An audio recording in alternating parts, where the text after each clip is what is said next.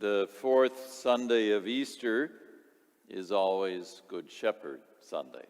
So no matter what of the cycles we're in, A, B, or C, we always get readings that talk about Jesus being the shepherd, a good shepherd. It's always a little bit of a struggle for me. I know some priests really like that imagery of shepherd and sheep, but I've always thought, well, rarely have I referred to you as my flock. I just think, well, it's not something I usually think you take a lot of pride in being referred to as a sheep. Because I've always heard, I've never worked with sheep, so I'm just taking this on other people's word, that sheep are not the brightest of animals. And so people don't like working with them. Now, I was having this conversation on Tuesday night after dinner drink with a priest friend, and he just totally disagreed with me. So he said, no, the sheep imagery is really good. It's really good. It's not putting people down. I said, really? And he's a rural guy, so I thought, well, maybe he knows more about sheep than I do. He claims, I couldn't find this anywhere, but this is the rural claim that that's the cattlemen's, what they say about sheep, because the cattlemen don't like raising sheep and they don't like having them around. Cattlemen like having a lot of cattle, and it's easy to herd cattle. It's not easy to herd sheep, because if you come up behind a bunch of sheep and try to get them all to move in the same direction, they won't. They go running everywhere, and they run in circles, and you can't herd sheep. You have to go in front of sheep. You have to lead sheep. You cannot herd them. They don't like that. So the cattlemen, they would tell these stories about how foolish sheep are. But my friend was saying sheep are actually smarter than cows. I think, well, I don't know. I have to find this out if sheep are smarter than cows. But, so that was the little discussion we had. So maybe I have to revise my thinking. Clearly, Jesus likes it as a symbol, as an image for his relationship with us. And perhaps the flocks of sheep are smaller, and normally shepherds name them, and they get used to the shepherd's voice, so they trust that voice. My friend's argument was, you don't have a relationship with a cow. You have a relationship with a sheep. I think, oh, okay.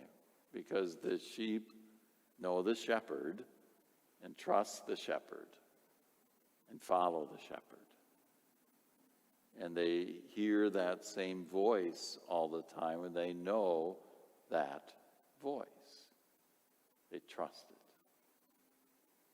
And all right, I'm not really a city guy, a small town guy, so I have to, maybe some of you have had more experience than I have with these animals. This gospel passage we have today is a little snippet of a much longer discussion. It's the only place in the New Testament where one of the writers tells us what season it is. So at the beginning of chapter 10, John says, it was winter.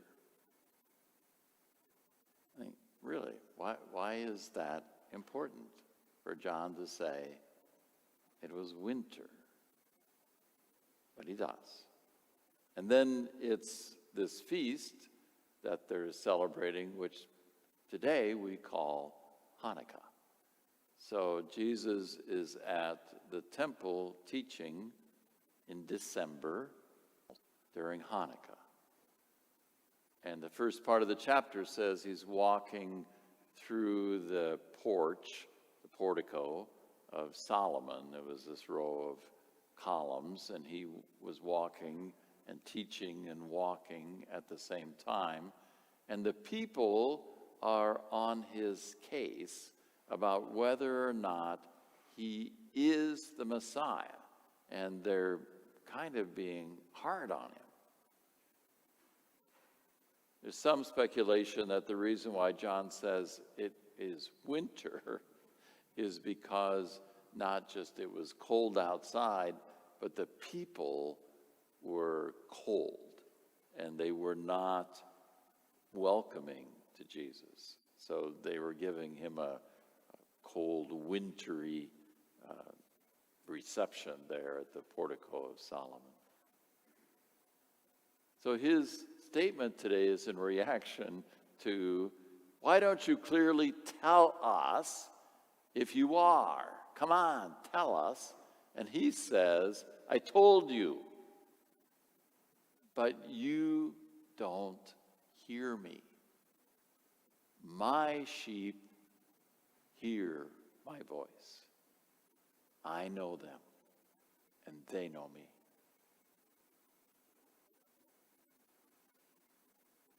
Now, you've probably had experiences like that with your neighbors or relatives or friends where they don't seem to hear the voice of Jesus. And you think, I hear it very clearly. What is going on there? Why doesn't this touch you? Why doesn't Jesus mean anything to you? Why don't you feel his peace? Why don't you understand his truth? They're not hearing his voice. They're simply at this point not part of the flock. They can't hear it for some reason. Their ears are closed. They're stubborn. They have other things in their lives that are getting in the way. But for some reason, the noise in their life blocks out the voice of the shepherd. You are here today because of a relationship. You are here today because that voice has touched your heart. And Jesus tells us today that because you have responded, because you are part of the flock, these sheep that he cares for, you will never be snatched away. That this shepherd will always protect you, will fight for you, will do anything for you to the point of laying down his life for you. It's a relationship.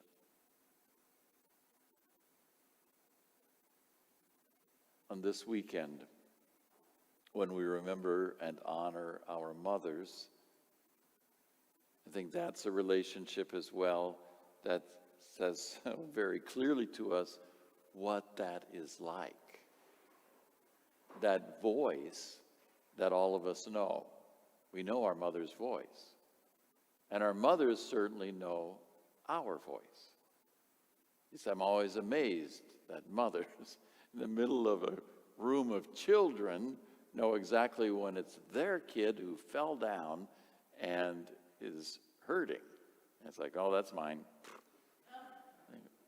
Well, it just sounds like another kid to me. Just amidst the mother knows the voice of her child.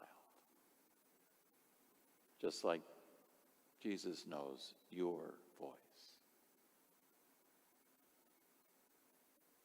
So perhaps as we're recalling memories of our mothers,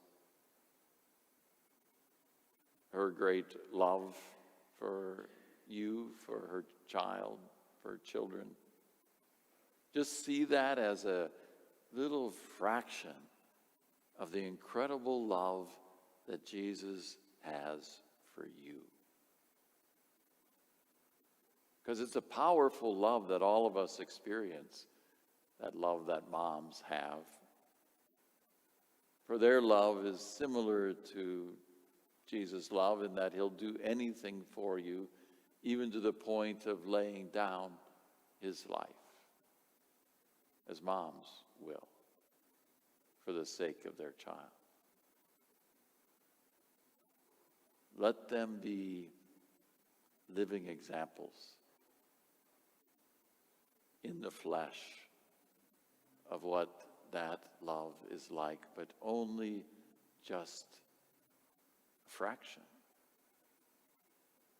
of what the shepherd has for you.